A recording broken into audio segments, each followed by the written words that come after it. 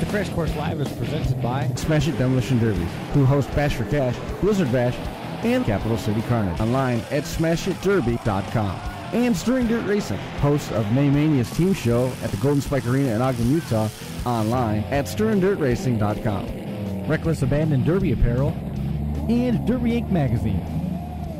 This is the Crash Course Demolition Derby podcast, recorded live at the FingerLakes1.com studios in downtown Seneca Falls, New York. And now your host, Chris Marquardt.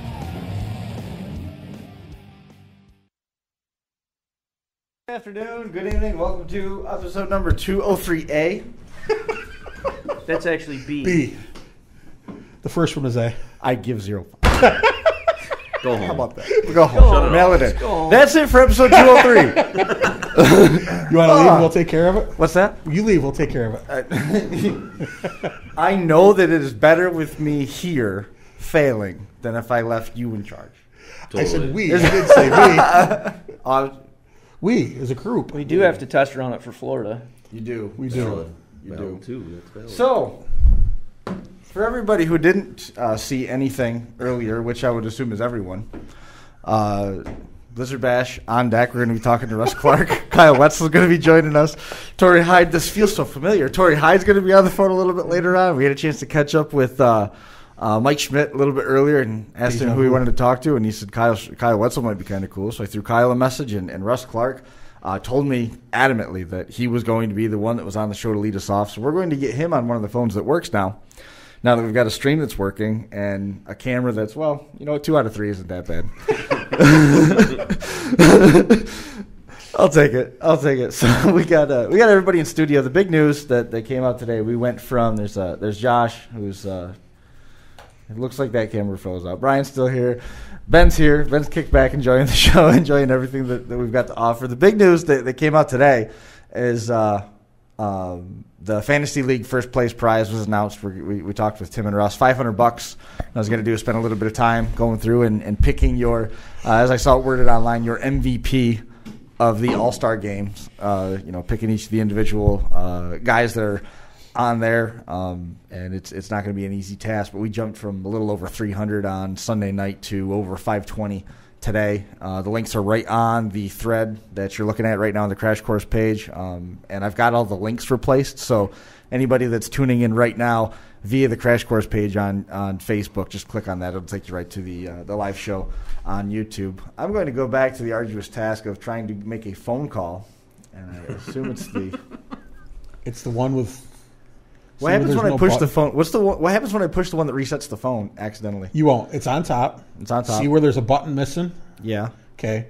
Put that in there into the little hole and push. That is podunk. I don't want to say we are on top of our game today. Because we're not. Yes. There is I dropped that phone this morning and the power button fell out of it. So full moon or something today? Halloween's tomorrow. I don't know what it is, but it's not good. We got told it's the concrete building. That's true. Now that we are. This is an old insane. So we open the windows and we have aluminum foil stretched all around the room to gain our signal strength. We wrapped Brian's chair in aluminum foil so that we got better signal because his was the highest and widest. Chris, I'm just happy to see you smiling again because 2 minutes ago you weren't smiling. No, it's not. My phone's broke now too. You're stressed out and.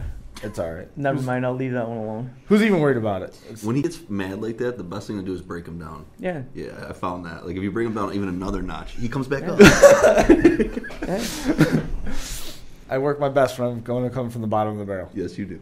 All right. Perfect. So everybody online able to watch now, everybody content with their links, all the We're only half an hour late. And we're only a half hour late. What's the worst that could happen, right? Russ don't want to talk to you no more. Russ is done, and he already pointed out that we have to deal with him at Blizzard Bash, which is this is a great step. This is a great step, really. Sorry, boss. We got Russ back, and we got a bunch of viewers online waiting to hear everything that you had to say. We were talking a little bit before we realized that we weren't talking to anybody except for ourselves. How nice it is to be back to work, Russ. Oh, it's great. It's wonderful. I couldn't wait. I'm just starting back to the derby stuff. I'm not allowed to go back to my full-time job yet. Hopefully I'll be back at that before the end of the year, but I'm at the doctor's discretion on that one. Yeah, for sure. But yeah, I couldn't wait. I mean, I went to a few shows this year, more this fall than, not many during the summer. But yeah, I was ready to come back. We're glad to have you back. Yeah, absolutely. Did were you and Tim still pretty, going back and forth, talking about the shows that he'd ran? While you were, weren't able to participate. I mean, was he still bouncing ideas off you and talking to you about a lot of stuff during the summer, or did he kind of let you? No. Me and Tim talked all the time. I mean, he's one of the biggest fans and supporters during all this. I mean, absolutely. He was late to a couple of shows that he put on this year because he took me to the doctor and things like that. So, yeah, we talked constantly about Smash It. Mm-hmm. I didn't do too much. I mean, I didn't do none of the computer work or anything like that. But he would call me with ideas and, and say, hey, this is going on. He kept me informed for a while. That's cool. Mm-hmm. That's cool. So, I mean, really, inspecting a Blizzard Bash, I mean, that's like 300 cars. I mean, you do double that for Bash for Cash. I mean, this is going to be, so you're going to slide right through it. It's going to be easy, right? 300 some cars going on lifts. Well, that's just details. Okay, let's think of this right. I'm not like inspecting all the cars. No, but you're going to be there for it. Standing around making sure everything's getting done right. He's gonna assume the supervisory position. I'm not ready to get back to all that work. I'm easing my way back into it. You're definitely, it's definitely going to be good to have you back and back to the old Russ. Now, how much of your guys' staff are you bringing out? I mean, are you bringing like the whole Smash It crew out for this show, or how much of the crew you guys? What we're doing, me and Tim's coming out. We're leaving on Saturday, and then we're bringing 3 of our inspectors out. My nephew Fatty, Toby, Billy Eastep, and Tory Heid are the 3 we're bringing out with us to work with the crew that we're using out there from UD. So it's kind of a mixed matched group of people, so very cool. But we're bringing half of our guys and using half of theirs, so nice. How's that exchange been so far? Yeah, it's going to go well. I mean, it's going to go pretty good. Good. Mm-hmm. I don't foresee any problems. Hopefully not. I mean, amongst the guys there won't be any, and who knows what drivers are going to dream up to try out there. I mean, my first time really hanging out in the inspection line and checking that out, but I don't see no big surprises. Oh, it's going to be awesome. It's going to be awesome. I can tell you that much, Ross. No doubt. I love it over there. Love it over there. If you had a golfing hat like Toby wears, I'm gonna tell you right now, he's gonna wear his hair out, adjusting it. It's gonna be fun. You'll have a good time, Russ, for sure. It's gonna be fun. I mean, there's kind of 2 things that jump off the page right away with that. Is that on one hand, do you ever get bored of the chess match of with overseeing rules being written and making sure they're being enforced unilaterally, and then on top of that, instead of the chess game that you're used to, this is an all new game with a little bit different set of rules, and things are a little bit new altogether out there. Well, I've read through the rules. I mean, I know Blizzard Bash rules pretty well. I mean, I've had a lot of time in stomach with nothing to do, but I read through them. I learned them. So, and if you read through them, they aren't too far from our mod rules that we use as the Bash. I mean, less the kickers and, like the trunk welding. You can't weld the trunks all the way around out there. And, I mean, but if you read through them, there's not too much difference between what we use out here and what they are there. So it isn't that big of a step from what we're used to going out there. And I've talked to Kenny, I've talked to Austin out there, a bunch on the phone. And like I told them, just the way they're written is the way we enforce them. And, and every car is looked at the same from the first one to the last one. And, we treat drivers with respect. I mean, that's what I expect, and that's what Tim expects. And, that's what we do here, and that's what we're going to do out there moving forward. And, so it'll work. It'll be fun. It'll be fun to go out there. Ross, this is Decker. I've talked to a lot of guys, throughout the year that have been asking what we think as the crash course of you guys taking over there. And I think as it's getting closer, guys are getting way more and more comfortable as this is starting to go in. But one thing I always tell these guys that asked me was, when I first met you guys and started watching what you guys were doing, you guys were running 46 derbies in Ohio. And when you ask a driver, why doesn't Ohio drivers go anywhere? Why don't you see them all over the country? Usually the answer is derbies to go because the answer is we love our promoter. Yeah. Which is so rare. Like in New York, people are like, "What? That's I've never heard that." Yeah, these guys love their promoter so much that they don't have to go anywhere. They just hang out with their promoter. So I think with you guys getting throughout the country, and I think everyone's going to see like why you guys are so loved up there like immediately. So I'm excited that you guys are going to be out there. Absolutely. Well, I mean, one thing that me and Tim do know is, it's a driver's show. I mean, they put the show on. All we do is just, give them the facility to have the show at and do all the behind-the-scenes work that nobody wants to do.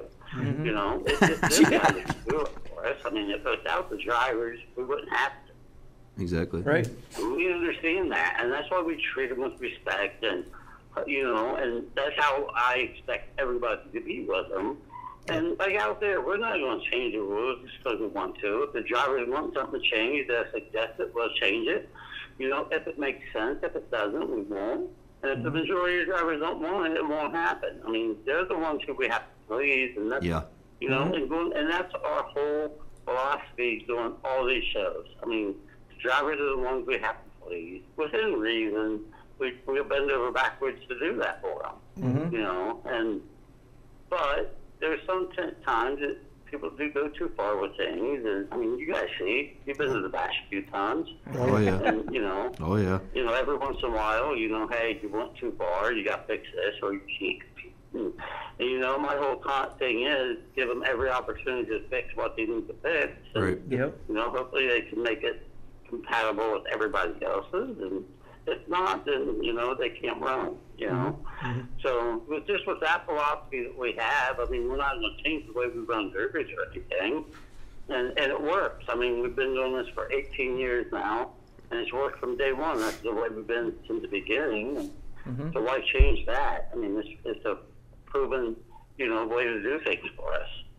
Yeah. I think what I'm really looking forward to is, I'm expecting Blizzard Bash to be even better than it was last year, and the thing I'm really looking forward to is like once the drivers from the Midwest, they go through your guys' inspection and see how you treat drivers. I'm hoping that some of those guys start trickling back for the Bash. I mean, there's a couple that came out last year. I know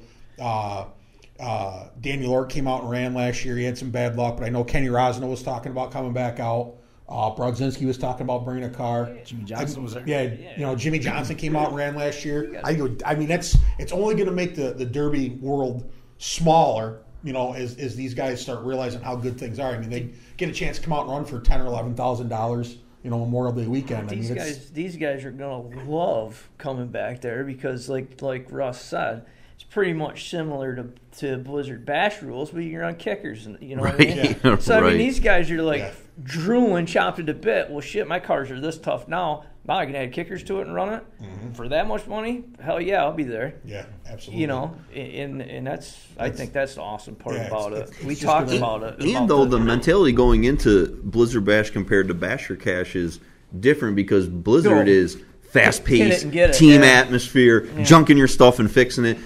Basher Cash is more driver's derby. Right. Who's the best driver on the track? Because all our cars are pretty damn close, So I know I could definitely see West guys coming east for that. Yeah, that would be awesome. Definitely.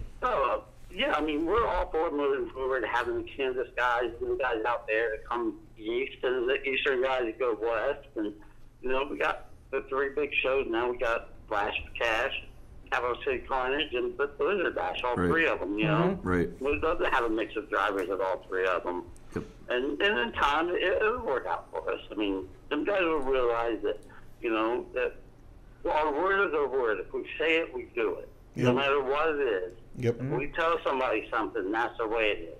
Yeah, absolutely. And if I make a mistake and tell somebody something, I get the derby day. I don't fault the driver for it. It's my fault that I screwed up, or if one of my techs do it, our fault that this stuff happened, so we're not going to hold the driver, you know, if it's not something completely out of the realm. But, you know, one thing we do is our word is our word, and what we say is what we mean. And, you know, so, and we're pretty upfront with things. We don't tell people things just to let them hear what they want. I mean, we're pretty honest about everything with everybody we deal with, and that goes a long way with driving. Absolutely does. Absolutely does. And though we're talking about Blizzard Bash, we do have to touch on the fact that Imperials are allowed back to Bash for Cash next year. I seen that because I heard Chrysler Wagon just went up in price. I know one Chrysler Wagon that will be there for sure, guaranteed. Yeah, that looked cool. I'm excited about that. I like that rule change. But on the Blizzard Bash, we're going to a big derby with only one wagon at it. Yeah. I think you're going to see a few Imperials there. I think so. I think you're going to see a few Imperials there. So, Nope. you don't think so? Nah. Yes, you will. It's obsolete. Nobody cares. No, you don't. I definitely think will. next year, 2018 Blizzard Bash, there should be Imperials there. That would be I say just open them up. I don't know. Just open it up. Come on. That's a whole different mindset. Come on. Just do it. Hey, we have loosened our stand on Imperial a little bit. We're allowing sub-Brendan to turn back to rock class. Yeah, I like Yeah, that. that's I like awesome. that. That's cool. That's awesome. Very cool. Before you know it, we'll be running full framers. So you didn't know that yet? You know, hopefully we can get some of the New York drivers to come out and join the fun this year. That'd be cool. That'd be a good one. I'd be the Plan to first retire one out. before bed. I'd be Ben, that's perfect for you. I got him subs. I got a lot of questions. Ben's in. Hey, Russ, let me ask you a question. Oh, go ahead. Sorry. Okay. Good. Well, I was going to bring up something. We had an email last week, and Chris knows about this. I told him about it the other day. We have a Make-A-Wish Foundation request. There's a kid that has cancer that wants to come out to Blizzard Bash this year. And you guys have met the kid at Minnesota, I think. Yes, Tegan. Yeah. And, you know, and it was just a touching email that I read from this foundation. And, you know, it's something that's close to me. And, you know, as everybody knows, I just went through the treatment and everything. And one thing in the email, this kid wanted to meet wants to talk to Josh Decker. And for the life of me, since I've read that email, I cannot figure out why. That's awesome. You know. Thank you. That's cool. Yes, he's a great kid. Such a great kid. And he got to pick where he wanted to go after his treatment, and he wants to go to Blizzard Bash. He could have gone to Disney World, and he said, no, Blizzard Bash. I mean, that's amazing. Whatever we can do for that kid. I mean, this is a great little kid, you know? Great kid. Yeah, Sam got the hotels booked for him. Cool. They're going to let the little one run in the Power Wheels. Booger, I think it was Booger, said that he has one he'd bring out. If he don't have it, me and Tim are just going to go buy a new one for him. Yep. You know? Cool. And anything we can do to make this kid, you know, dream come true, I'm all for it. I mean, it's a touching thing. I mean, you know, and actually, I mean, I read the email like 4 times thinking, somebody playing a joke on me, you know? Yeah. And then when we talked to the lady from the Make-A-Wish Foundation, and, you know, it's just a fun thing. I mean, it's a great thing to see, wow, this kid wants to come to a derby. Yeah. So derbies are starting to come up in the world like that. Nah, but that's like all of us can see a little bit of that kid in us of when we were kids loving Demolition Derby, and this kid loves it so much that he'd rather go there than Disney World. I mean, I want to hug that kid just for that, you know? It's so awesome. You get in trouble for smashing shit at Disney World. You know, Yeah. I don't know. I still get the joy of going to derbies. Me and Tim went out to Virginia, last weekend? Yep. And watched that Chaos in the Valley, and I had a great time sitting and watching it. I mean, me and Tim just sat and laughed and talked about stuff, and it was nice getting out. And we talked to a few people out there, but for the most part, sitting in the grandstands watching the show, nobody bothered us. It was just like, right. you know, 25 years ago at the Derby, you know, where we just got to enjoy it. And it was a fun time. And, you had a lot of people. You had a lot of people wondering what you were doing there. I kept telling everybody that I talked to that you were there to figure out what you could do to improve your derby in Ohio. You know, I don't know, we just like going to different shows in different places to see what they do and what, you know, what they're doing right, what they're doing wrong. You know, maybe we can get an idea to do something better here. You know, we do it all year long. Me and Tim go to a bunch of shows, you know, just to watch. And, you know, and that one there it was nice because we got to kind of focus on the Derby itself. You know, where most of the time we go, it's always looking at everything happen behind the scenes. And, you know, the stuff that people won't notice is what we're really interested in seeing. And that one we just went with the idea of, let's go just enjoy this Derby. And it's kind of a plus for us. We got to watch an Ohio guy win the Derby in Virginia. So, you know, that's cool. That's one thing I've always kind of admired about you guys is that, I mean, we've been all over and we've seen you guys in Topeka. We saw you in Kentucky. Obviously, they drove out to the first Kings Old School. Kings Old School. Yeah, I mean, that's cool. And I think that's what puts you guys head and shoulders above other promoters is that you guys go to so many shows. And I've said that on the show before, and I think that's what really puts you guys ahead of other promoters is that you go out and see, you know, like you said, you see how things work and see what doesn't work, and you know, you guys aren't so arrogant to think that your show is perfect and there's no improvement. You guys are always looking to improve.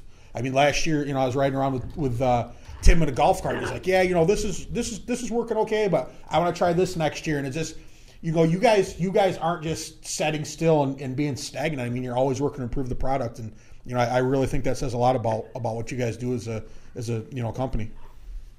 You gotta. You know, no matter how many shows we put on, we can always do a better job at normal. That's what we think, and we've always thought that way. There's always room for improvement, and you know, if you get complacent and think, hey, you know, I'm right where I need to be, and you quit looking at things that change up, and you quit looking at what can make things better, and you know, and then everything passes you by.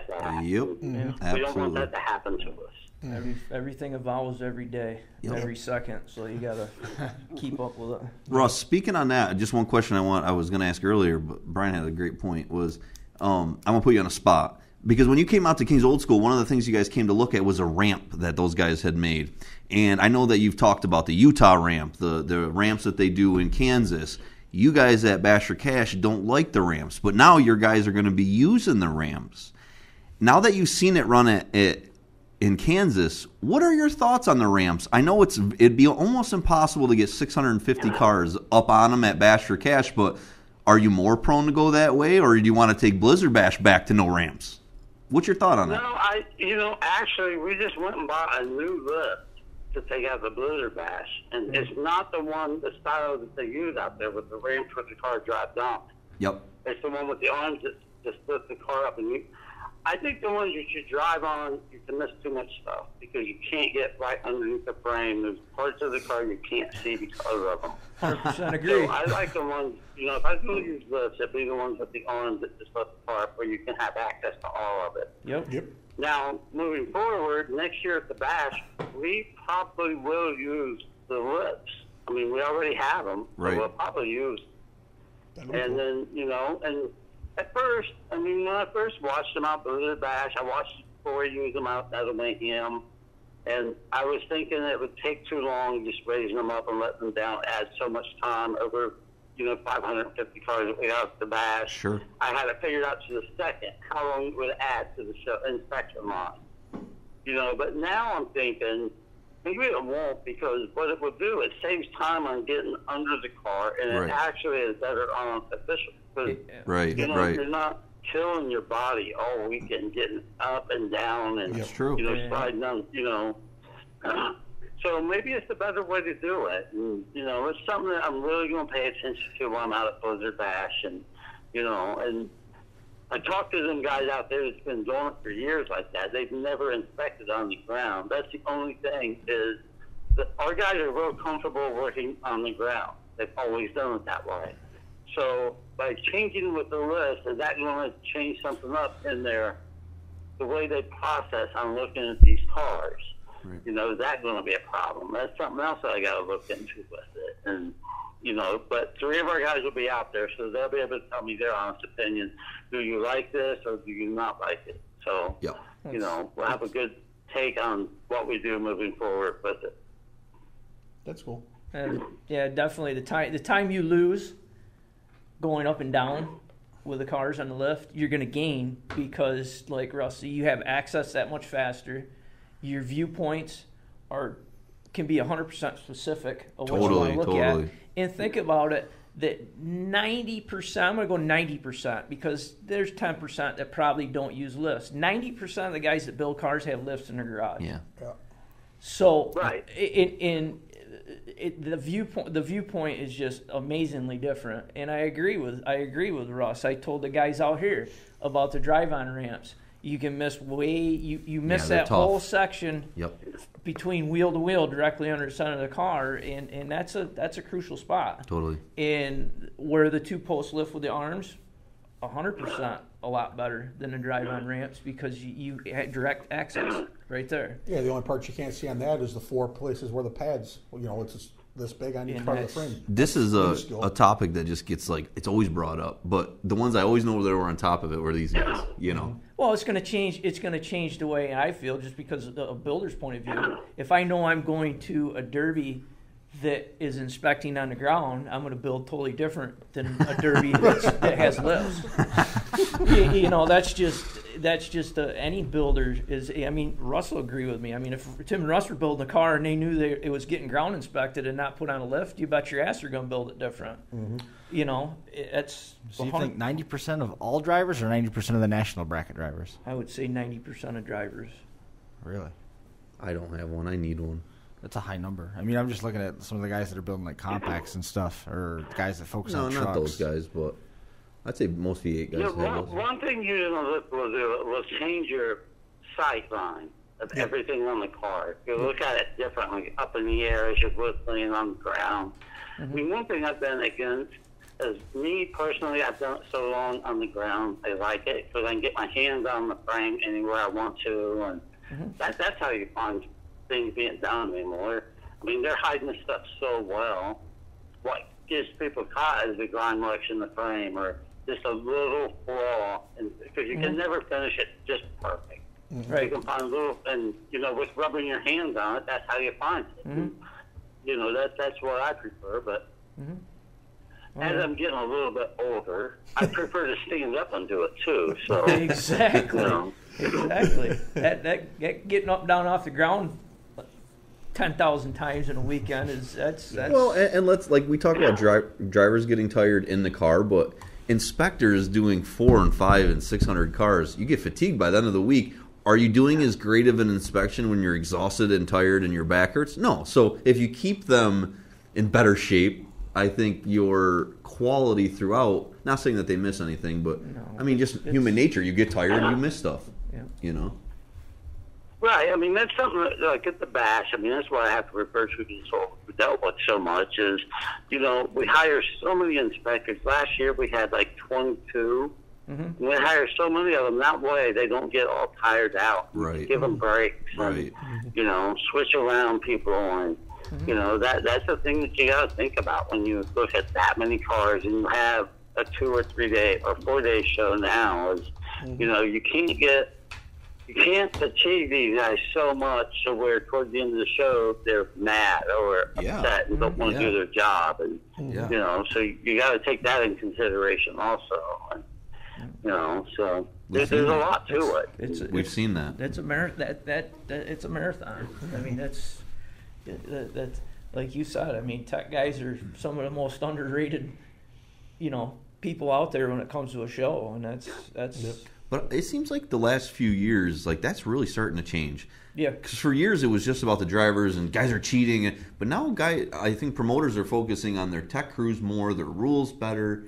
I think that quality is definitely going up.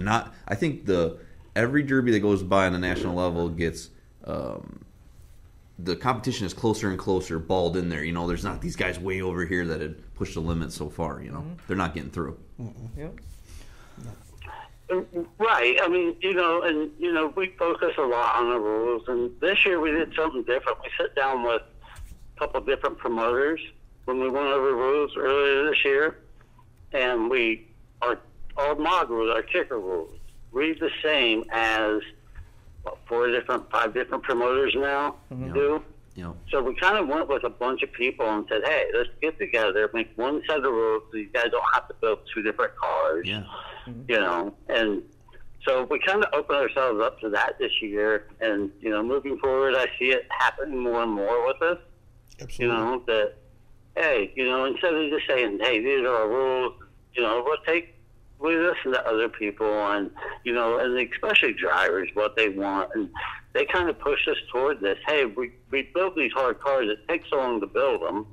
Mm-hmm. Why don't you get with a couple of promoters so we can run them 4 or 5 different places and not have to change anything? So that's what we worked on this year. And, you know, and I say moving forward, I see that happening more and more. So, yes. Yeah, I think that's only going to help the sport to grow that much more. You know, the more places you can, you know, take your car and run it without cutting it all up, that's definitely going to help the drivers. Kyle Wetzel just sent me a picture from inside the cab of his truck with the podcast turned on. That's awesome. Daniel Hart used to do the same thing when he drove over the road. He just left the kill plant in Nebraska and he's headed back to North Dakota to load again. Mm-hmm. So we'll be getting with him here, and in just a few minutes. Russ, I wanted to hit on the fantasy league. Attention on that really jumped up in the last couple days, and now we've got the announcement that we're giving away $500 to first place of that fantasy league. How'd that decision come about? Yeah, I mean, me and Tim talked about it, and, you know, we figured, hey, why don't we just pay the winner of this instead of, you know, I mean, tickets to Blizzard Bash are great, but a lot of people still can't afford to drive out there and take the time off to make it for the show. Sure. So we figured to just put up some money this year and pay the winner of it instead of, you know, the other way. And I think it's a great thing. I mean, now that we own Blizzard Bash and Capital City Carnage, I mean, I see us using that for the Bash also. I mean, you know, the fantasy league, if it's feasible. Oh yeah, it is. Chris has got it all worked out. I've run trial runs on it for 2 years now. You know, but really, when you get into that fantasy league and you start reading the names and you start thinking these guys and seeing the teams, and I mean, I got really like. I first just looked at it to look at it real quick, and then I just got stuck looking at it because every division, it's like you're thinking of how the stuff's going to play out, and this guy's so good from here, and this guy's good from here, and I love the fantasy league actually, and really, before the fantasy league came out, how were guys ranking? And some guys will say that it's BS, right? That it's popularity vote, but there is some true ranking to it because the guys that are consistently up there, the only way you're going to stay up there is consistently winning. Right, I'll always be right. Exactly. Yeah, so I love it. I love it because you can be on top and you can put it on paper, proven. You just got to go out there and start kicking ass this year, you know, and people start voting for you. Absolutely. And there's guys that are on the top of it now that you didn't used to be. Yep. You know. I actually sat down the other night and filled one out. I did one, but I picked all the underdogs. There you go. I've done 2 so far. People look at mine and say, "Oh, he's I've done crazy," 2. but hey, you know, I know some of the drivers. I know, you know, like this year Blizzard Bash. I mean, it's going to be a little bit different. We got 2 Ohio teams in the compact division. Yep. And I think a lot of people's kind of written them off because they've never ran out there before. But man, these 2 teams, the people on them, they can hold their own. Oh yeah. Oh And yeah. they build good cars, and you know, so Yeah. We've then touched we on. have in the limited load class, there's 2 guys that's running that live in Missouri that actually just moved to Missouri a couple of years ago from Ohio. So I watched them derby a lot, and they can hold their own too. So, you know, I wouldn't be surprised if some new people win a couple of classes out there this year. Oh, I agree. Oh, yeah. And we've all said that we wish, you know, some of the great builders and drivers in Ohio would come out there. I mean, it would definitely, you know, 'cause I mean, obviously Ohio is it's a pretty big hotbed of derby. So I mean, to have some of those guys. Of course, it'd be nice if your one inspector got back into the derby and instead of the inspecting, but that's probably not going to happen. Even when I had no more kids. Yeah, I know. Yeah, Every time he wins a exactly. big show, he has a kid. Yeah, I know, but I mean, it would be Well, great. you know, and I've been to Blizzard Bash and watched a few times, and Tim's been out there every year. He loves the show. You know, I think it takes a lot of luck on the team side to win that team division. It's so competitive and so close. Totally. With all the drivers out there, that you have to have luck on your side to win that weekend. You know, Totally. so That's the you know, thing. I mean, anything can happen in the team divisions out Yes. there. you get to that level, and it's got to be luck because I mean the cars are built pretty much to the same level. I mean, give or take. I mean, some guys build parts, some guys buy parts, but I mean, basically they're all built to the same level. So I mean, that's what it comes down to. Is it comes down to luck of the draw, luck of not getting a bad hit, luck of a part not breaking that's never broke before. I mean, it all comes down to not leaving your piston on the track. Exactly. Yeah, totally luck on how you build it. And it is all derbies, all the big money derbies, all the national events are the same way. I mean, the cars are so close in the way they're being built, and the drivers are all good. You can't take anything away from anybody that enters in shows. No. And we seen it at the bash last year, the kicker class. We had a New York driver that just threw a car together and came and won it. Mm-hmm. Anything can happen. Mm-hmm. So. Yeah, he was definitely an underdog coming in, and he Tom walked Henderson? out of there with the. And then they won. Then he won in Sturgis again. After I know. Tommy's like on fire, man. Yeah. Watching him drive, though, I mean, he deserves to be at that level. Yes. And what's cool is that's a guy from our area that he was. I don't want to use the word surpassing, but he felt like he was at top of the level and said like, "Hey, I want to go compete next level," and then started kicking butt. I mean, that's pretty cool to come from New York and go to Ohio and win even your heat. Anything. Even your heat. Now next year he might as well just paint his car fluorescent orange. Yeah, it's a big bullseye. Yeah, he's going to be pretty popular out there. Yeah, because he's going to be a popular car on the track. You can't win them big shows if you don't try. Yeah, exactly. Totally. So. He might be in the running for driver of the year, huh, Chris? Yeah. But Russ, speaking of that, like with the fantasy league, Jason Dials was joking about it today that he's a no-namer, but sometimes the fantasy league hurts drivers, and they've said this because they pull into heats and everybody knows that they're one of the top 5 guys that are supposed to win. So it's like, well, I'm going to ruin this guy's day just to take him off the top of the list, and that happens. That's a real thing that happens, So I mean, I can see that happen. Yeah. I mean, you've been growing up here in Ohio, you've seen it all the time. I mean, whoever is on top of the heap for that year, I mean, by the end of the year, everybody's like, hey, I'm putting him out just because I want you. Totally.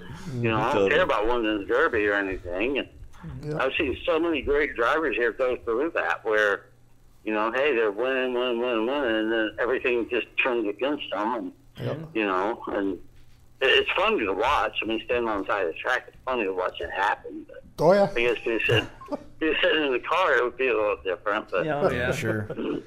Speaking of on top of the heap, we've got Zach Olson who helps us out. He does the percentages. 29% of the teams have picked Jason Brodzinski. Zach Johnson is right up there as well.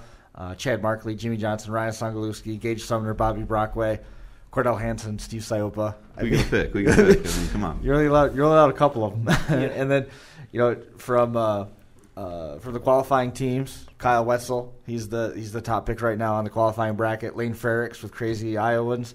Crazy Iowas do. Shanley's do. I mean, you can make those leaps without any trouble, but then you go down the list, and there's another 14 teams that could say kind of the same thing. Austin Adams, Tory Hyde, Brad Tice, Mike Mowry, Trevor Petke, Ben Plate, Cheesy. They're all those are good. I know, right? All those are good. And they've all won big derbies. Like everyone in that list is like they've won some really tough ones. Ben Plate won the Extreme Class last year. Yeah. Yep. They've won a lot of tough ones. Yep. Ben can drive. Limited Weld isn't much better. Rob Hewer, Teddy Papadopoulos, Zach Ponzer, Jeremy Blake, Trey Hewer. There's your top 5. Eric Tatey, Josh Turner, Creighton DeMuth, Jake Turner, Shad Turner, and Parker Coffin are down a lot lower than they should be. Oh yeah. Those guys are going too. Wow, what a division there! Yeah. Right, that's just a couple of teams right there, and then Scott Mulder. It's funny to listen to people talk about derbies anymore. I mean, because you have big name drivers, and it's funny to listen to people refer to them like that. Is watching all these shows that we put on throughout the year. We did last year. We did about 47, 48, something like that. And there's a lot of guys that nobody know about. It's just as good as anybody that everybody knows about. Totally. Yes. And derbies, and that's everywhere across the country. Yep. And, if them guys would actually run big money shows, they'd be big money names quick, too. Yep.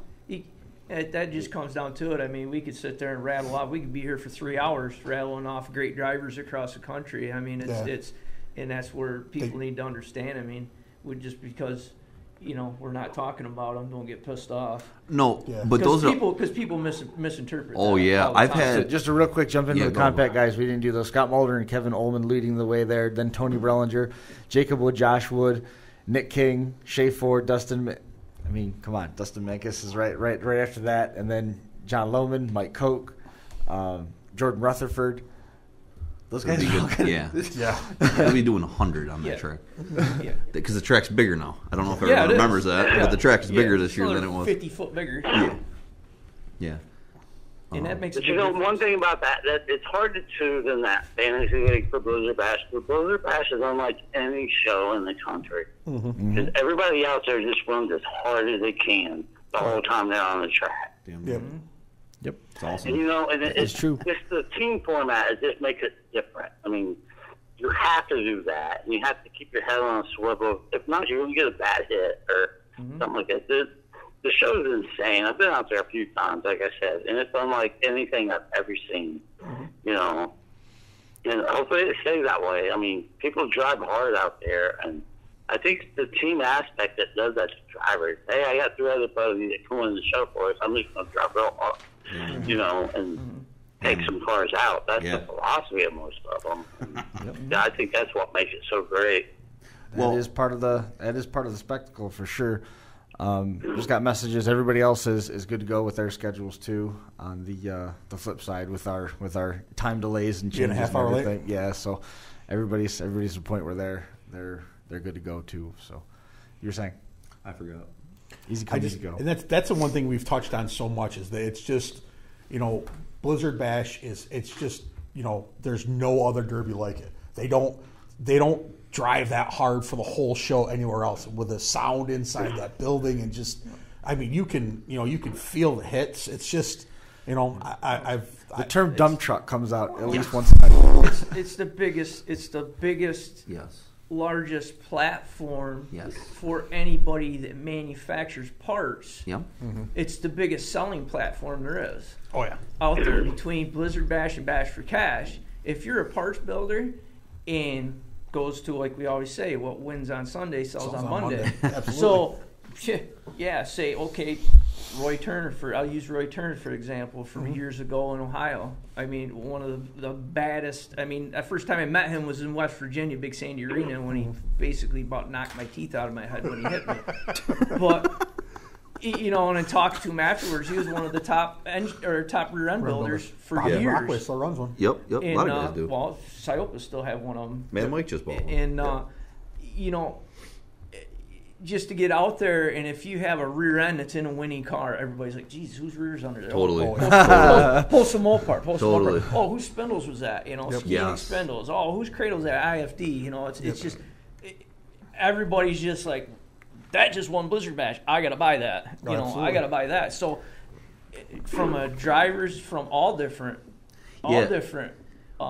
perspectives, it's especially parts builders. I mean, it's a on a driver's side, industry. When you pull in that arena, and Ben and I were lucky enough to pull through that arena, that when you pull through that line, every demolition derby driver that matters is watching you. Oh, yeah. And if you're ever going to have a bad day, that's not the day you want to have it. That's not the day you want to have it. You want to have your best day ever. So I think it forces the pace up because it's like, I can't have a bad day. I can't look dumb today. I got my whole family watching. I got the whole state that I live at watching. Yeah. I mean, it pushes the level up.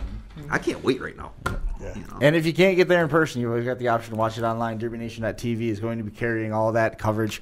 We'll be there offering commentary for the duration of 40 hours of Blizzard Bash. Yeah, it's like 40 hours with the program. I'm going to do both. Everybody loves it. You're going to do both? I'm going to do both. Yeah, I'm going to rent pay-per-view, so at night after it, I'm going to watch it.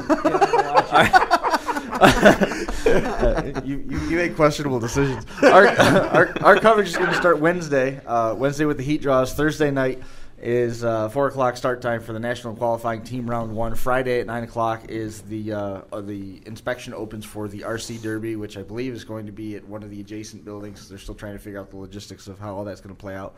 National qualifying team round 2 is going to be at 6 o'clock on Friday, November the 10th, and the doubleheader Saturday the 11th, 10 o'clock start for the compact and limited weld team first rounds, and then at 6 o'clock the Power Wheels, all the Team B mains, the trucks, and the bone stocks are on deck. And then Championship Sunday rounds it out at 1 o'clock. National qualifying, limited weld, and compact team A mains online for the agenda, blizzardbash.com. Smash it. They want to send their big thank yous out to everybody. And we've also got to look ahead because as part of Blizzard Bash online, smashitderby.com, Smash It's teamed with Baldwin Racing Engines to give away 2 engines at Blizzard Bash. The requirements to win are simple. You just have to be a driver there. Only the drivers who run the show get 5 tickets in the drawing to win. A full roller 355 goes home with one of the full-size builders, and a 3100 goes home with one of the compact guys.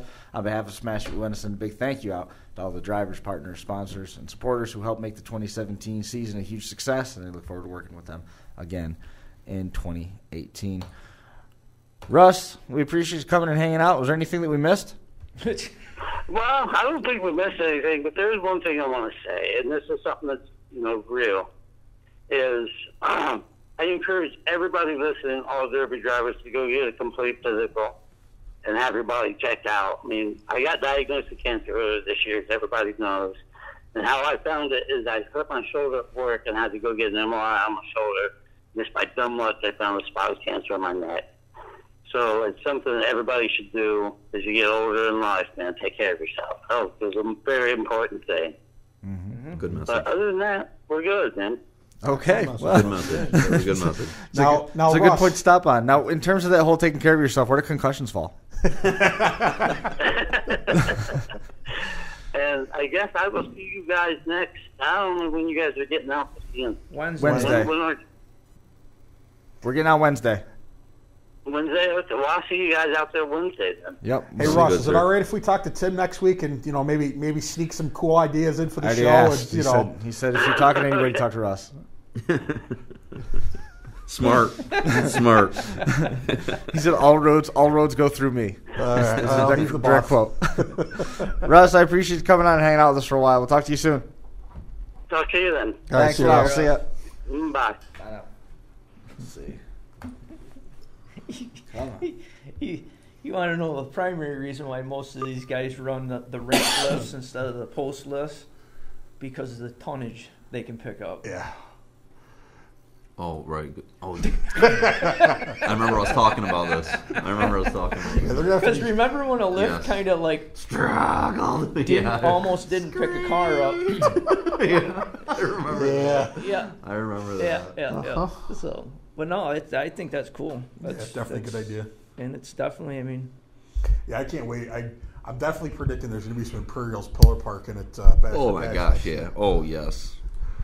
And they're going to let box cars? No, it's 67 and up. 67 and up. Oh man, box cars would have been a game changer. But subframers, I'll go out there and send it. They'll eat the butts of them up, but hey, Kyle, can I get your good 10 minutes in. All you got to do is pillar park for 10. All you got to do is build a red like Toby High League. You're golden. Yeah. All right. Anybody see the picture of the Cadillac? The one that you're raffling off New Year's Eve? I have. That's a pretty nice Cadillac. Seen that. Too bad it's a GM. I may be interested. We tried the Mopar thing, Ben. The good news is the raffle car from last year put on a good show and it's still running. Did. I got nothing against it. It was the raffle car was great, but we tried the Mopar thing, and now we're going to experiment and see what the GM thing does. And I have a feeling it's going to be a little bit more popular. Dan's not going to buy no tickets because it's got to be a Toyota. Yeah, but he could trade that. He could trade that Caddy for 6 or 7 Toyotas. He could cut that Caddy into 3 pieces and make 3 Toyotas. That's true. Yeah. All right, who we got here? But Who we got here? Kyle Wetzel joining us on the line. Online Crash Course New Year's Eve tickets are available. You can jump on shop.smashedempire.com. All the details are on there. It's $280 for a couple. That includes your overnight, includes your open bar passes, includes dinner for 2. And champagne toast at midnight. Jump online, check that out. And there's single tickets available if you're like Brian, who nobody wants to go with him. And then, of course, you got people that are going to stay overnight, too. There's options available for those guys as well. Online, shop.smashedempire.com. There's pictures of the raffle car on there as well. If you type in New Year's Eve, all that stuff comes right up in the in the web search. Appreciate all the folks that come out every year to be part of that. It's a night that we don't easily forget. We give away our year-end awards. It's a fun time, real fun time. And Ben is chomping at the bit to talk to Kyle Wetzel about the insanely hard cars that he continues to build time and time again. Ain't that the truth?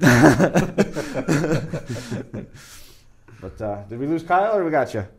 No, I'm still here. There you go. Kyle was busy dropping off a load of livestock, and he was a little tied up. So we got everybody scheduled to align, man. Welcome to the show.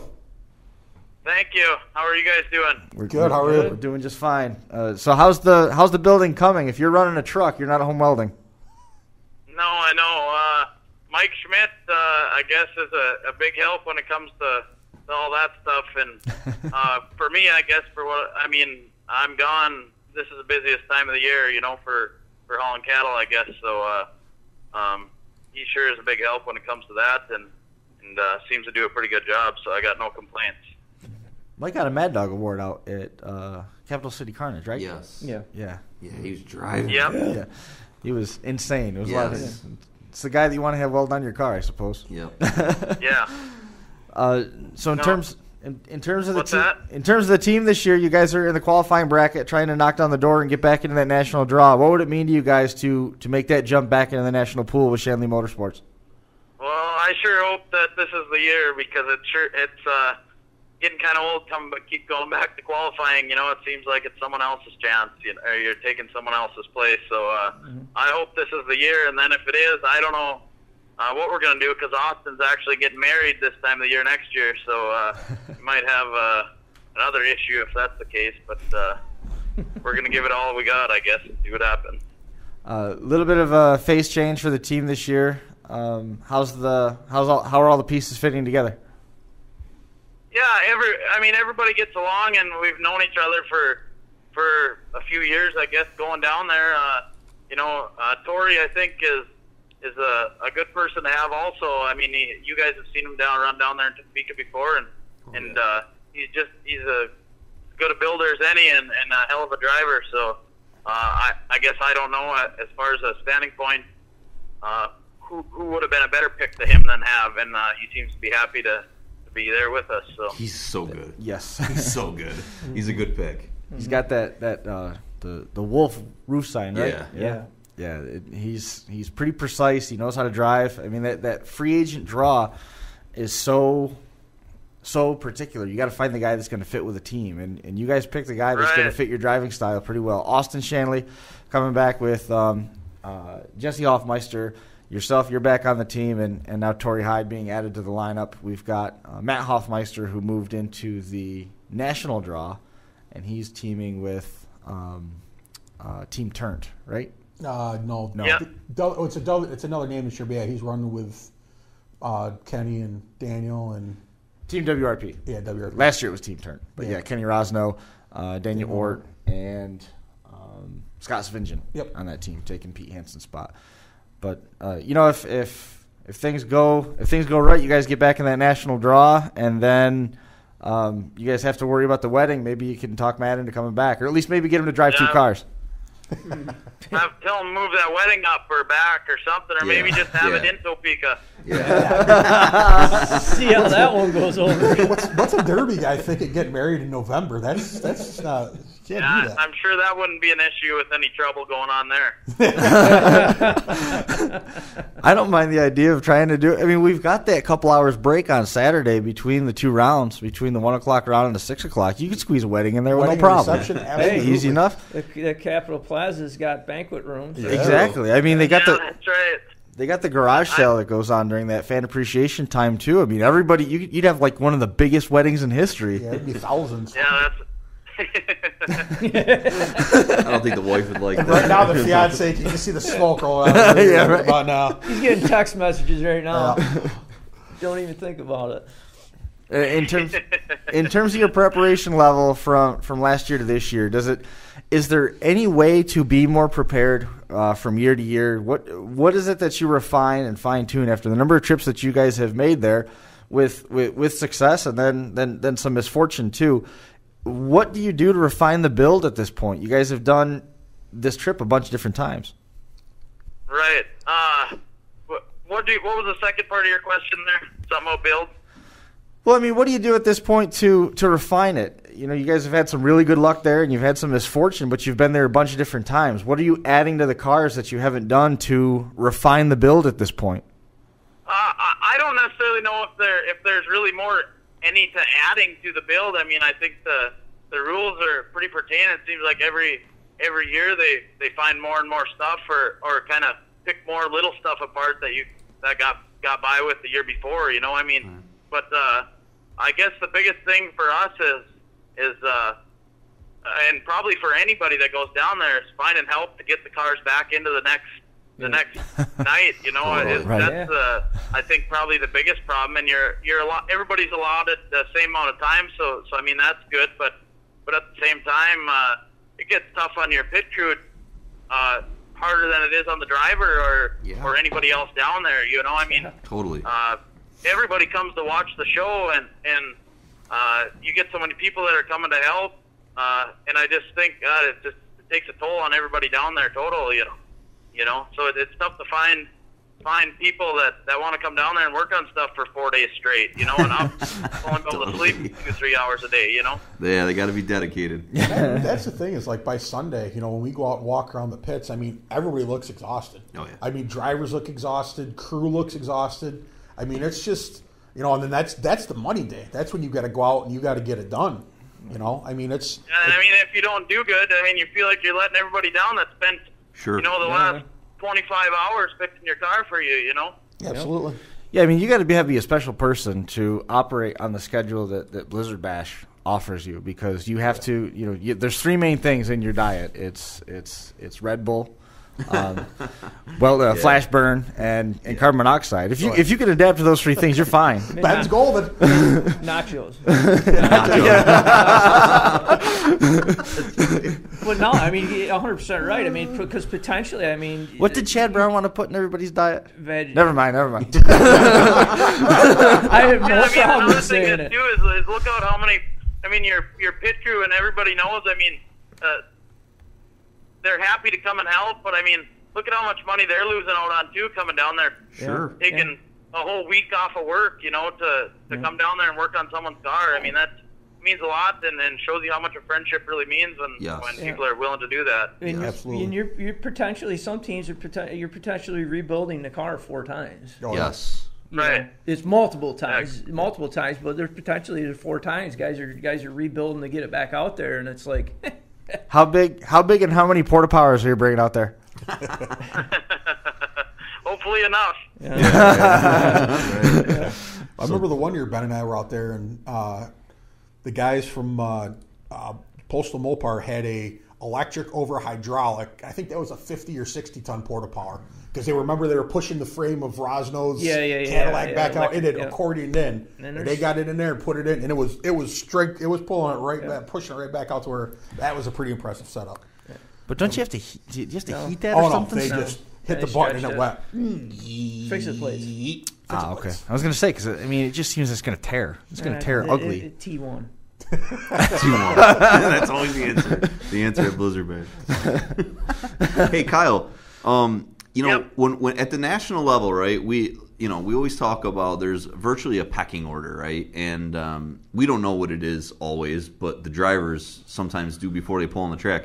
At the right, they do. Sometimes, 100%, dude. Sometimes you're at the bottom of the pecking list, and you got to junk some stuff today, and that just happens. You're puckered when you pull out on the track. Yeah. Oh yeah. 100%. But are you finding some of that same stuff in the qualifying level? And are you guys affected by the pecking order, or you really just don't care? You know, it's like wherever you fall, you're going to send it.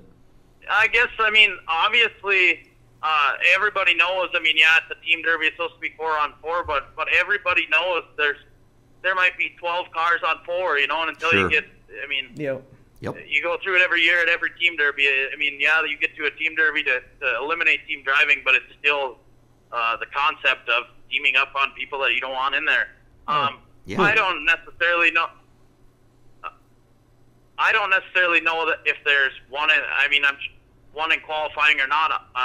Obviously, there's teams we run with and teams that other people run with, and I don't know. I guess when you go out there and have less cars on your team versus other teams that are left, I feel that that you really don't care who is the pecking order, because you want to move on more than probably a team with 4 cars. And I guess personally, unless they're your real close friends, just go after the best cars out there, what you think are the hardest cars, know.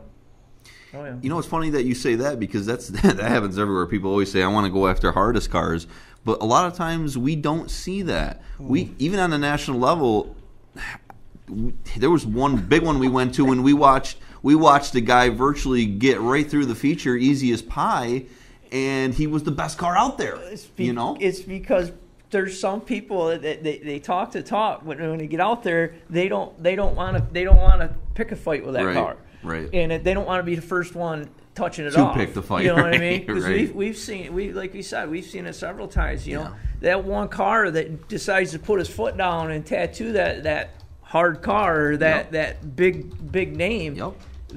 Everybody else is like, holy shit, they just hit him. So we're staying away while he takes Let him care go. of him and beats on them. And then, See, I think that's how you build respect, I think though. there's 2 ways of it. I mean, a lot of people leave the used up cars alone, thinking that they'll be easy to get out, and then everybody's thinking that way. Right. So I think it kind of needs to go both ways. Or that car that's used up that barely drove in the ring might be at the end because everybody thought the exact same thing. Yep.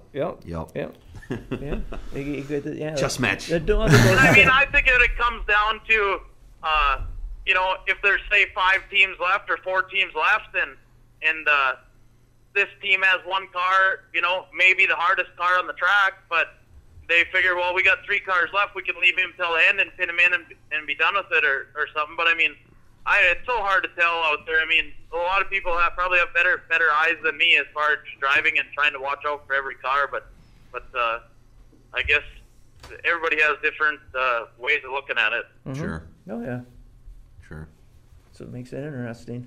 Yeah. All the different driving styles. We always hear guys saying, I'm going after the best. I'm going after the best. But what percentage really does? A very low percentage has balls to go after the best. And that's just facts. Yeah. We've seen it all over the country. Big shows, small shows. That is true. Yep. You see guys that they talk about how they're gonna go out there, they're gonna find the biggest guy in the room and punch him right in the mouth, and they go and they find the deepest corner in the room and hide in it. Even I've done that. Looking right at you. Even I knew you were in here. Who else? You mentioned Mike. Is there anybody else out there that helps make sure that car gets to the track? He's kind of a one-man army. That's awesome. Sweet. That's very cool. I assume he's traveling down with you as well to work on the car in the pits? Yeah.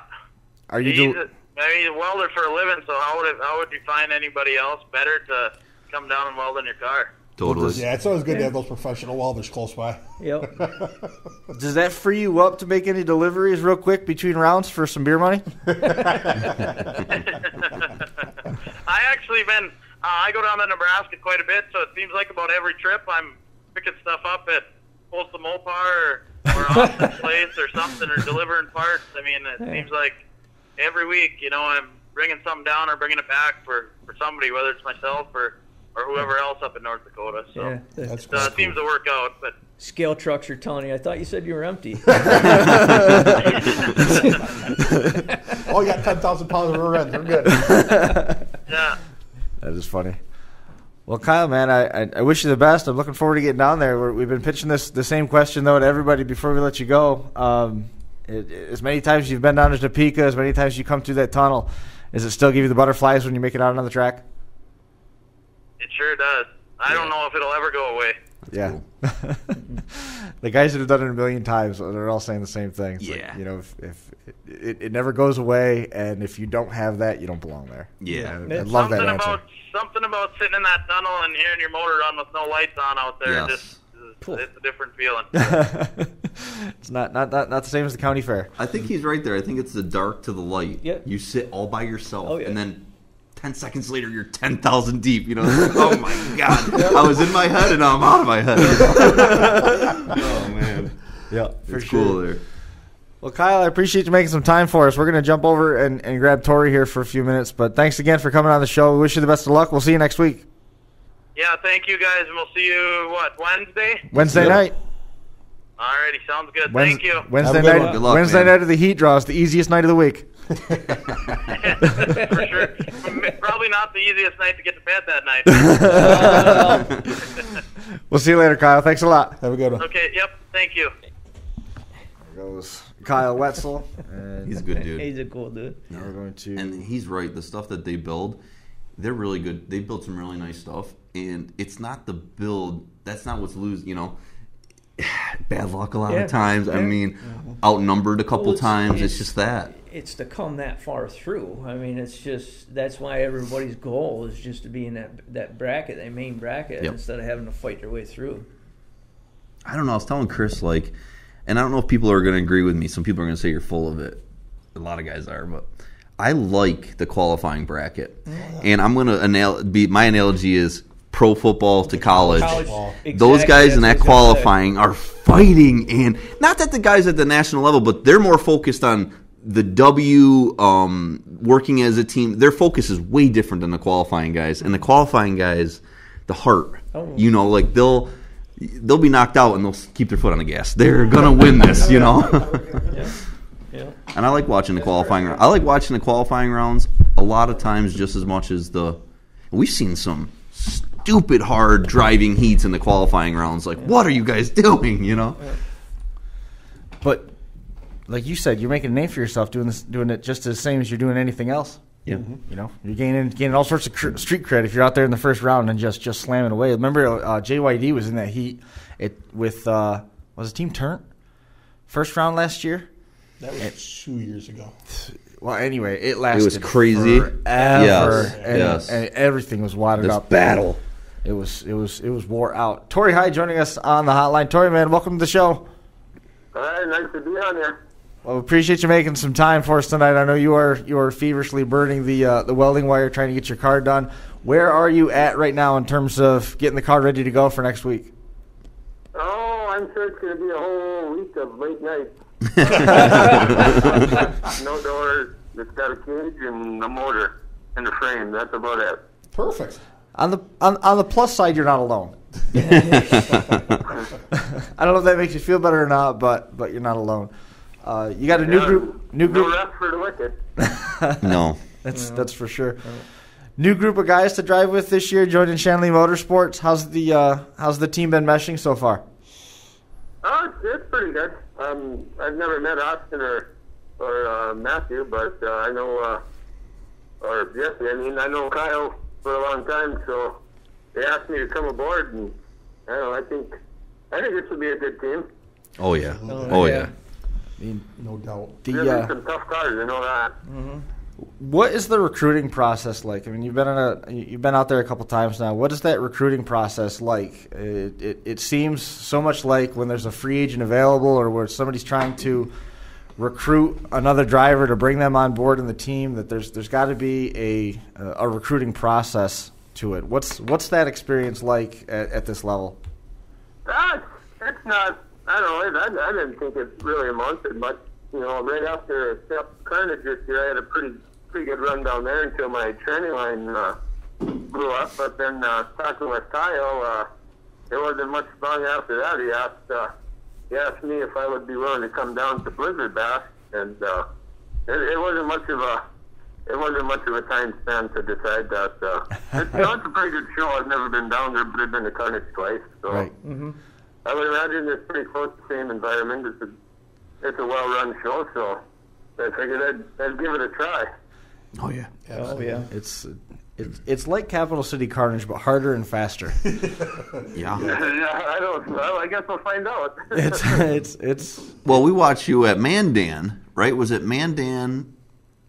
Yeah, it was Mandan. The Mandan team show I was in. Yeah. That was another team that was needing they were needing another driver, and I quick built the car, and that heat run down there turned chaotic in a hurry. Dude. that was the Thunderbirds with Zacharias, right? Yeah, he's saying he built quick. I mean, man, your car. They were beating on you for a really long time, working you, man, and you just kept going. Your drivetrain's nasty, first of all, nasty. But I remember they were working on you, and you were doing great, man. Yeah, when it becomes 2-on-4 in a team event, and you're the two, there's not much time getting a game plan. It's pretty much shift and drive and see what happens.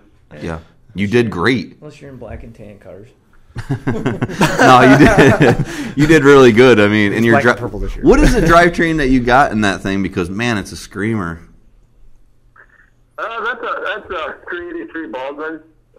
It just so happened in the finals of that show, everything was going good. The team was holding up together, and the old rod comes through the oil pan, and that kind of ended my day. And the car had a lot of car left, but you can't go without power.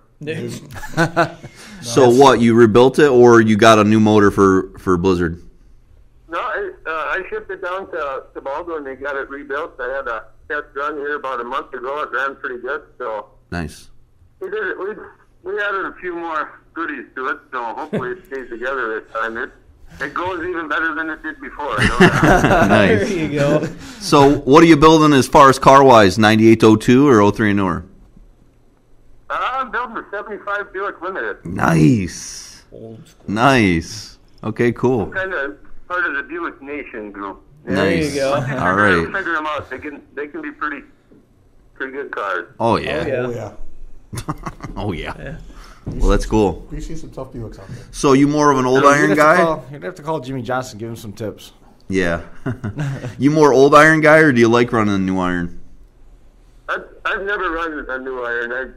I think this is probably my 26th year Derby, and I don't know, I probably got 35 old irons sitting around here yet, so I don't think there's any chance I'll switch to new irons. Nah, I don't think so either. You're my kind of guy. Yeah. You're my kind of guy. That's the way to be. Not to completely change subject, but you see the There'll picture. be a lot of Buicks for future shows.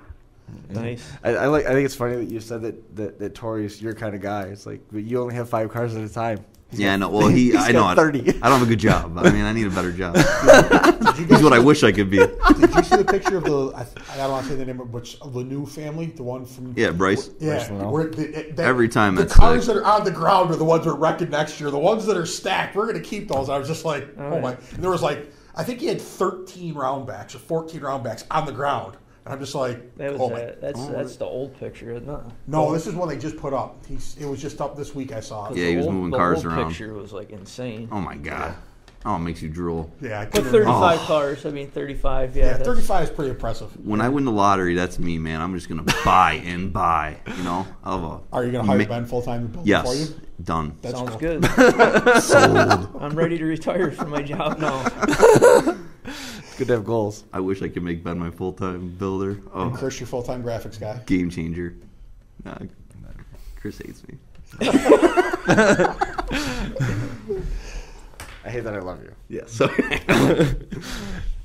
But in terms of the expectations when you guys get down there, the big push is that, you know, Shanley Motorsports kind of due to get back into that national draw. Has there been a lot of conversation that's come your way from the team about that being a goal? I don't know. We haven't really talked about it much. Kyle's busy, and I know Austin's been busy farming. We just finished harvesting on Saturday night, so I think it's just going to be get together down there and, you know, try to make some kind of a game plan. I think we're good enough drivers. Something will come togetger. Absolutely. Yes. Have a few beers and say this is what we're going to do. But isn't that? Yeah, pretty much. Yep. That sounds like a heck of a plan. That's cool. But isn't that also a double-edged sword? You know, when you look at the lineup that they've got, and this isn't just them. I mean, Johnson Wrecking Crew could easily be in this same boat in the national bracket, or Team IFD, who's finished second the last 2 years, or Team Kansas. When you've got a good group of drivers, does that sort of, I don't know if it puts a large target on your back, but certainly people are keeping an eye on what you're doing? Hands down. Absolutely. Well, yeah, but they still got to outperform. You know, hopefully the cars are built right. But I'm not too worried. I know who's building Kyle's car, so we're in constant contact. It's getting built not too far away. So right. Mike Schmidt's gonna have another stellar car. So it'll be a good time. you think about it, literally, every car that pulls on that track is in the spotlight. Oh yeah. Sarcastically and literally. Yes, no, it is. No doubt. You know, and that's the thing. That's giving credit to every single driver there that deserves it. I mean, there's not one car that is underestimated. I think fully out there. No, I think at in the that back of level, you everybody's can't. mind out there that pulls on a track, in the back of their mind as a driver, they're like, you know, that could be the guy that just is a balls out bonsai dude, and he could get a lucky shot on me if I don't pay attention to him. Totally. That's kind of where that Ben's made that point about the draft a bunch of different times, and you know, you want after the draw, you know who you're up against, so you get the chance to go, you know, walk the line and you see what cars you're up against and things along those lines. As good as all those cars are, at some point you're going to look at that and say, okay, that's 1, 2, that's 3, that's 4. So we're going to try and take that car out first. But if how do you pick that? No, you it's can't. tough. Sometimes I think sometimes it's the game plan thing. I mean, all them guys will tell you. I mean, you could have a game plan, and then as soon as they say go, it's out the window. Mm-hmm. It's such thing as overthinking. Oh, totally. You know, sometimes you're. Well, what about the process then? Instead of picking on instead of trying to divide and take them out in some sort of incremental order, then you see like one of the other offensive strategies is like man coverage, where it's just 1-on-1, and that plays out 4 times in a row, and then you see somebody waving out the window for help, and that's the only time where you really break rank. I mean, is that the better strategy? You can't never predict it because you're like okay, this guy backs out this way, comes in this way. Two of us are gonna go down, pin him in, and then we're gonna hurt the other 2 over there. Never gonna work. And then the guy backs out, goes the other way. Yeah, exactly. And it's like Ben's right. It's all like we talked before. All it comes to experience with whoever you're driving. Yes. With. How many times you drove with them? Yes. And there's we see teams all the time that are just flawlessly. All they have to do is just look. They glance over the other driveway, either do a head nod or a finger comes off the wheel or something like that, and Gone. they know what to do. And then So you see, like Chris says, you see other drivers that they're out the window, throwing their hands up, come see, you know, and they're just, they don't see you. So the teams that work together the best aren't the teams that sit in a group meeting at 6:00 on Tuesday night and break it down on paper. Right. That's not the best team. Right. It's the guys that naturally. It might not be the group that's a team all the time. Sure. It could be a group of guys out of there's one definitely area. chemistry. The chemistry aligns the right way. The team with all the experience doesn't matter. Yeah, it could be a group of guys that have never driven a team together, but they've derbied over the years. Totally. You know, and they know how each other works and everything else. So it's just and there's so many variables to next week. Flip the coin. You know, there's so many variables. Who's going to win this? The only this? benefit I get is being on an inspection ramp. Yeah. Oh yeah. I'm with Ben. So I always say every year I'm not making my pick till after I go through tech. Yep. So that's, Tory, I cheat. when you guys are up in the tech line, like, and you're the 6th team back, right? You got to wait, and you're sitting there waiting. Do you go and spend time looking at the other people in your division's cars and worrying about them, thinking about them, or do you just avoid them, don't even care, you're just going to beat them on the track no matter what? No, I try to walk around, technology and derbying is changing every year. You know, what's this guy doing? What's that guy doing? You know, you can stand back from distance and find weak points in cars, and then, you know, get them in your jar or whatever. You're like, well, okay, you didn't do a very good job in preparing the back corner of the shot. You hit it just right. You know, you can do damage. So I spend a lot of time walking around. You know, some people don't like you to, check it out too much, but if they don't mind, it's just have a little bit and kind of peek around. And you see things out there that got missed. Mm-hmm. And hopefully you didn't miss it, and you just kind of go with it. You know, as far as the team deal, all it takes is like 2 hits once they drop the flag, and if you had a strategy, it's a total different strategy. So it's the team that's going to be the quickest to catch up, catch back up and have some kind of a little bit of a game plan. But it switches so fast in a team event that, I don't know, you just kind of, I like you guys were saying, I think the best is experience. that, you know, they're probably going to do a little bit better than, you know, the younger guys that don't have as much wheel time. Totally. Well, that's the thing. I mean, it's you know, Ryan's still here. you can have a plan until you get punched in the face the first time, and then it's on from there. I mean, you got to do what you got to do. I mean, that's basically what it is. I mean, you come out there and you can plan on doing whatever you want, but when somebody hits you from across that arena at 30 miles an hour, that plan's probably going to go out the window. I tell you the plan that I've never seen work, though. Of all the times we've been there, there's one plan that's never worked, and that's be on the defense. No, I don't. Never worked. Some guys are good at that at slower pace events. Like there's some guys that, man, you can't beat them defensively. But at Blizzard Bash, I don't think that's the attitude. Ben? I don't know. You like some defensive driving? I love a good defensive Bobby driver. Whitaker. Bobby Whitaker in his wagon. Okay, good Bobby example. Whitaker in his wagon. I'm telling you Good right example. now, Bobby Whitaker in his wagon, when he's driving a wagon, especially a wagon, I'll just use a wagon as a highlight. 100% defensively driving. He was letting guys, he was positioning that wagon in certain ways to smoke me. Yep. Smoke me. Pillar park the ass into that wagon because you're gonna. I'm gonna control as much as I possibly can the way you're gonna hit the ass end of this wagon. You're right about that. But that's one driver, and I get that. I mean, we've seen Jimmy offer up the back of that Buick before. We've seen other drivers do that too. I'm talking as a team strategy though, to sit back and try and say, all right, I know my car's tough for them. I'm going to let them punch themselves out until they put themselves in a bad spot, and I can just stuff them through the berm. I've watched guys stick their front ends out there. Oh, sure. I don't know if we've seen a team that's been able to 100%. ride that defensive thing to success. 100%. Black and tan team a couple years ago. They stuck the front ends out there and let them hit all night long. That's true. That's true. Well, They yeah, said, you're bring it. See if you can bend me. Can you bend me? That's true. That didn't happen. 100%. And we seen it when they allowed the kickers from the dash bar back. Yes. You seen the guys with old iron cars say, Bring it. knock yourselves out. Come hit me headlight to headlight with them newer Vicks. Yeah, they were was buckling true. some bits. I love that rule. I love that rule. I agree with Ben on that. You know what I mean? Yeah. It's They got to put that rule back because I loved watching old iron just buckling. Dude, then it would have to be like the NFL and have it was the college teams that had the concussion ice helmets that they put on the players I know. after they get You're out right. of it. I forgot about all the concussions. Concussion protocol. I forgot about all that. Tory, how do you feel about concussion protocol? Oh, Tory, Yep. how do you feel about concussion protocols? Yeah. Right. It's You ever been hit hard enough where you think you got concussed? Oh, yeah. I spent some time in an ambulance many years ago. Yeah. The old Tweety Birds they were still going for a while. You get your bell rung, you change your game plan in a hurry. You got instead of one car coming at you, you got like four. Yep.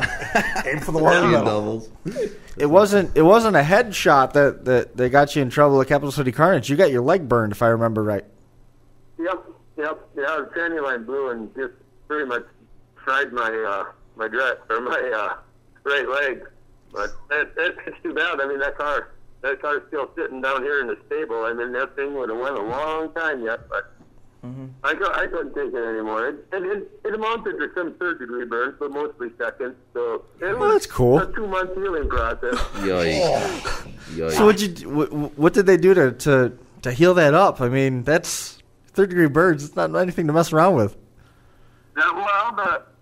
And I talked to Sam afterwards about it, down there. I said, I think, burns is the biggest part of derbying. And when the medical personnel met me down in the lower level down there, they had nothing. They had nothing whatsoever to tackle a burn problem. So we got everything loaded and went to Walmart, and my mom's a nurse, so I called her and said, what do I need to get this cooled down and prepared? And then we got home and we got the right stuff. And so I didn't get it infected, and that's the biggest thing with burns is infection. Yeah. It worked out pretty good. So hopefully the medical personnel this year have, something for that need. That's a good point. Yes, That's a very good point. Very, very good point. Very good point. Tory, was it a hydraulic line that blew, or was it steel, or was it the fitting? It was where the hydraulic fitting just crimped onto the hydraulic hose, and I don't know. We've done a lot of investigating with it, and I don't know if there was some blockage in one side or the other, but it's a 3,000 psi hydraulic line, so I have no idea why it blew. Could have been a bad crimp. A bad crimp, yeah. Yeah, I've been through that. That's some pretty serious pressure So coming out of there, too. it's definitely not a good deal. No. No. So this year, thankfully there's no skin grafts going on there. I mean, yeah, that's bad. So this year, now that you're, I mean, None of that.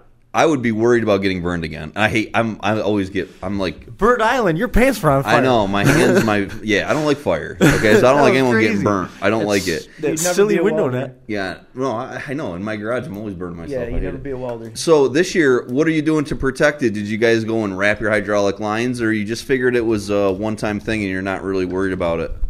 I'm kind of hoping it's a one-time thing. I just I'm close to the drive shaft tunnel over the other side so that they stay down low. These kind of curled up a little bit, and it was like a direct shot at me. So Yep. You just run stuff a little bit different. And hopefully it don't happen again. Definitely not. Hey, training line protectors. There you go. Oh, boy. Training lines, hose protectors, what you're saying? Yeah. I like your idea. Well, I mean, in a serious note, I mean, A sleeve, some kind of sleeve to run them in? Put a sleeve. Absolutely. There's a lot of well, you've seen the hydraulic Well, actually, lines they that have big- them wraps. They got them wraps. The sleeves that go over it, you just put a sleeve over it. Yep, So it plastic. does blow, at least it doesn't. Yep, straight up. It controls it. I sell those at work. You know what? That's actually, people would buy that. See? Yeah, I sell that. There you go. Josh Ecker for all your derby Chris, can you needs, make right? me a company tonight? I will. Yep. Do you got anything you want to be called? Anything in particular? No. Just give me the colors. That's generally what I ask for. Give me the colors. I'll take it from there. You do the rest. Oh, boy. I just had Chris Murray ask me that question. It's like, you got time to do anything? Yeah, what colors you want? What color's the number? Yep. Well, Tory, I mean, we wish you the best getting down there. Hopefully the car doesn't fight you too bad in the next week or so when you're getting that thing put together. I told you I wouldn't keep you too awful long, but here we've been talking for quite a while. Thing we've been throwing to everybody is a lot of the drivers we talk to is, do you drive all summer long to keep your skills up, to stay sharp, or do you just invest all your effort into running in Topeka? No, I had a pretty good year. I don't know. I probably had 6 shows, 5 or 6 shows. Had a decent year. I don't know. I think I only ended up with 1 win and a couple of top 5s, but I don't know. It's once it's in your blood, it's in your blood. That's for sure. You just build the cars and you just go out there and hope for the best. And I think it's going to be a good. It should be a good turnout. I know looking at the list of qualifying teams, it's definitely going to be a hard fought battle. But if the cars are in the right spot, I guess hopefully we'll come out top 2 and make it to the national team next year and be a good time. Take it as it comes. Well, Tory, I appreciate you coming and hanging out with us for a little while. Is anybody that you wanted to make mention of before we let you go? No, nothing. Hopefully everybody has safe travels and enjoy the show. I know it's really cold and snowing up here, so I'm ready to get down to some warmer climate. Well, we look forward to. We'll see you a week from Wednesday. All right, talk to you later. Thanks a lot, Tory. Yep, bye. See, and that's going to be another interesting perspective because we've been guys, I mean, not just ourselves, but those guys have been very fortunate in the past couple of years of the weather. Oh, yeah. About the guys that had to pit outside and everything else. And that's always another factor. Yeah. Because you got guys that they have pits inside, and then you have the guys that have to pit outside. And that's... You remember that one year it was so cold, man? Like, nasty. First year you guys went. Yeah, we took the snow Nasty, with us, and everybody's like, "Go back to New York, you assholes! You brought the snow." Yep. You know, It has been decent out there every year. Wasn't it the year that you lost your key? Yeah. Yeah. Hey, let's bring that up. Yeah, my company truck. Yeah. Oh, that was great. Probably why I was fired. Yeah. But on a serious note, though, he brought up a very, very, very good, valid point. Go. That any promoters are listening, even Tim and Ross. How prepared are you, and is your EMTs prepared for burn incidences? And he's right that burns is a majority of Whether it's antifreeze or water, antifreeze, hydraulic fluid, somebody fire. Yeah. I mean, That's excellent. That's an excellent thing you brought up. You're right. You know, Most of those cars don't have those window nets either, so you got some options in terms of getting out of the car. The way them cars are built at Blizzard Bash and a lot of the other heavier built cars, I mean, your ass ain't gonna get out of that car in a hurry. No. I mean, you're gonna get out fast, but you're not gonna get out like a stocker style build where you can just shoot right out. I mean, you're Like in a there full like steering you're in there wheel. like the space shuttle. Yeah, 5-point harness. Yeah. Steering So- wheel out. Well, that would be something. I'll have to ask my mom about what type of stuff that they would have to, like the basics, the burn basics. You know, 'cause that'd be a good thing. I mean, you wanna have that might available. you might not never use it all season, but that one If you time, did, that could be a lifesaver. yeah. Absolutely. So Be Literally a lifesaver. could be a limb saver for sure. Absolutely. I mean, 3rd-degree burns is nothing to screw around with. That's you're talking skin That's grass. the worst pain, man. Robbie That's Brown, the worst that happened pain. sorry, Josh Field. Robbie Brown, we saw that Seneca. happen at Seneca County. yeah, that's why the rules got changed for the Cutting. cutting. Yeah. Yeah. And he still suffers pain 15 years later from 20 years from later. a burn that happened in the middle of a pits in between a heat and a feature, and something he's done a million times, you know, and he got burnt and affected his entire life. You know, yeah, we don't want to see that ever. Burns is like the one thing. Like I get like, ugh, Yeah. I hate getting burnt. Chris Marquardt, what do you think? We did a 2-hour show. Yeah, we did. Eric, well, I think it's only an hour and a half because the first half hour is lost That's to your the fault. interwebs. Yeah, I know.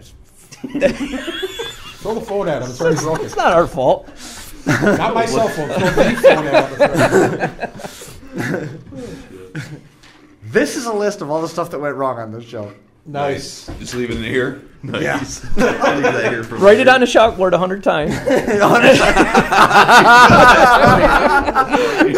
You put cool messages up behind Chris now for the show. Yes. Jeez. And I have that colored chalk at home from the kids. We could have a lot of fun. Are they going to put the heat on in here in the wintertime? What's the thought on You that? know how it was hot in here all summer? No. I didn't, but yeah. I got electric heater at home I can bring. I know we have to bring all of us bring our own heaters for our little areas. I've got one extra outlet over here. I was going to plug my heating blanket into Next, Almost good covered up the next week will electric be hat week. electric blankets. Hat Yeah. week. Yeah. During the summer, it was extraordinarily hot, and I feel like we're going to reach those same extremes in the winter on the flip side. We might have to move the group closer together. Long John. In the summer, when we were up here, and it was melting wood. The summer. It is a bomb shelter, though. It's not a bomb shelter, fallout shelter. Same difference. It is not the same. Same difference. It is a giant concrete structure that was built in the 30s, that was closed in the 80s, It was a school. and for most of that time it was a school. So we could set a fire in the we middle are- of the floor because definitely the fire exhaust system is not working. Doesn't work. Extinguishing Let's try it. system Let's try doesn't it. work. So the Nope. rug will make a Not- good fire. Nope. Nope. Jim will get the point. Because Like Chris is pissed today. He just burnt the whole 3rd floor. Oh, you're gonna need some new product up there. I don't get mad. When I get mad, the point gets made, right? We can definitely smash the phone before we leave. Yeah, you should just throw it. Nothing says fix the phones like arson. You know, it's going to be our luck that this burns down. 1925 wiring melts down in some obscure corner of the building and the whole place goes up. I'll get They're you going to be on looking. jail. It's like, that episode is peculiar. We'll pay your bail. Yeah. By we, Hey. he means him. I'll borrow. I feel like none of that's true. I feel Chris, you like got to sit in there. I can't get any money. I promise you, if you go to jail, I'll take care of you every day. At least the days I'm working. I feel like I'd get one phone call. I'm like, Josh, I'm in jail. He goes, who is this? Who is this? Sucks to be you. Oh, bad connection. Yeah. No, That's all waiting. We get to do all of those things in Topeka again this year. About the whole jail and bail call and everything. Absolutely. Eric The question is can Ben Eric beat his Tatey. record? Tatey. Yeah. Which one is it? Toddy. Toddy. I'm gonna blow it all week, just so you know. He's watching in the shop right Today. now. He's messaging. He's actually got doors on his car, which is better than most of the pictures I've seen. You're ahead of most guys. He doesn't have fenders or a hood on it, but he's tuned in, listening in the shop. Hey, listen, do you think we Yes. could get on the fantasy league the over-under or what time they think Ben will get us from the airport to the It's a Topeka tiebreaker. Expo See, Center? because it's so automated now, it's just based on timestamps. So if there's a tie, the first person that submitted that team wins. That's why all those timestamps are I there. just want to know what the over-under is in Vegas. because this is a game of chance, not quite to the extent of That's too many rules right there. I don't think I can get you a Vegas line on over-unders. You'll have to ask somebody with better connections than I. Take care of that. Call up Todd. Yep. Todd. Chris, what do you think? Stick a fork in it? I guess.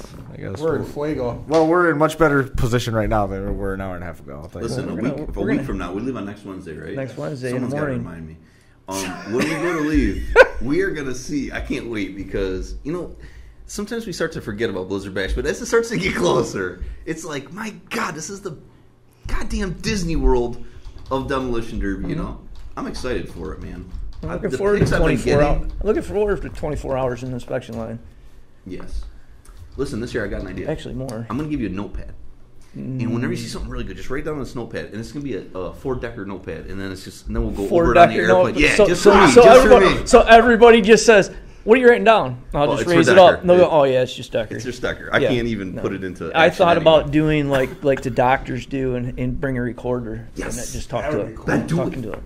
Should I? If I got a recorder for you, would you do that? I probably would. I've got 2 or 3 recorders. I probably would. Sold. You think were of the a stuff reporter. I know. I was. Think of the stuff that we talk about when we're under it, but then we never talk about it again. When you're like, "Oh, you should see this," and that's then I forget to bring it up. Because I have guys. That's the concussions that make you forget. Because I have guys accusing me. You were under there with your phone taking pictures. No, I'm telling you right now. Chris has tried for years for me to take a camera under cars. Not just you. I've tried.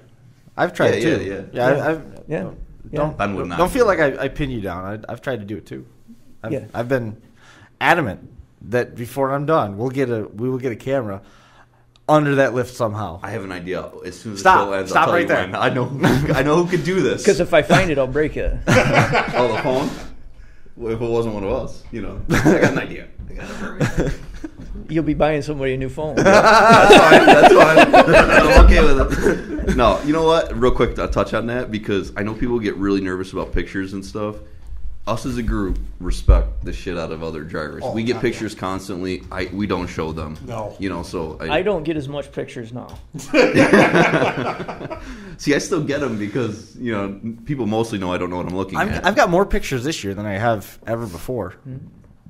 Say you're going to be in the tech line. Say you're going to be in the tech line, Chris. See what happens. Well, they know that's Tech E line. Tech E line, not the tech line. That's this is how Dell's put together. Yep. I don't think anybody's what's the best laptop out there. If right now I'm loving the Republica Gamer stuff, but not that anybody that's listening right now cares about those words at all. We just wanted to make you feel smart. People hear that I'm going to be in Tech Line and they're like, "Who?" Yeah. For what? Yeah, why? Don't they say that's the guy that Josh Decker made famous? There are people that say that. Yep. Well, I don't know if I'm going to be able to be in Tech Line. No. I haven't been invited yet, so I won't just walk in and start teching. No. Nope. That's what I do. No. Just act like you belong there. Just push your way in. Works for me. Last time I got a mind made out of me. Yeah, that was funny. You were deep in that car. You were deep in that car. I still have that. Shoes in his ass. Everything else is inside that car. Cool. I think that was Darren Brown, wasn't it? Yeah, I think so. That was so funny. The best thing, though, is when he got done and the driver goes, "I've been doing that for 5 years and no one's ever saw it before." Oh, yeah. It's going to be fun. Yep. I got to go home. Matter of time. That's going to do it for this one. We appreciate everybody coming and hanging out with us for a little while here on episode number 203. Yeah, the complete version. Appreciate everybody that tuned in and listened. It's awesome to have the support. Wish everybody the best putting their cars together. You got a week left to do it, and then we'll see everybody next Wednesday when we get down to Topeka for Blizzard Bash 2017. Real quick, you know what? We forgot. We should probably do this. Florida Southern Nationals coming up in February 10th, 2018. Two-man team demolition derby. 20 teams coming from all over the nation. Hernando County Fairgrounds is the site of that one. Tickets and event info, HernandoFairgrounds.com. That's coming up quick. And also we've got Winter Slam coming up around the corner as well, February the 10th in St. Peter, Minnesota. That one's full. There's no spots left. If you got logistical questions, you can get a hold of Randy Wilsowski, 507-327-1944, or Jeremy Ertman, 507-525-4290. Full-size weld class, no wagons, 35-car max, pays $2,000 to win. There's bonuses for a heavy hitter in each class. They get $300 in a trophy, $100 in a plaque for the best paint. Longest toes, $100. Second longest, $75. That's going to do it for this one. We appreciate everybody that tuned in, hung out with us. We'll do it again next Monday as we set up our final plans for Blizzard Bash 2017. We'll see you then.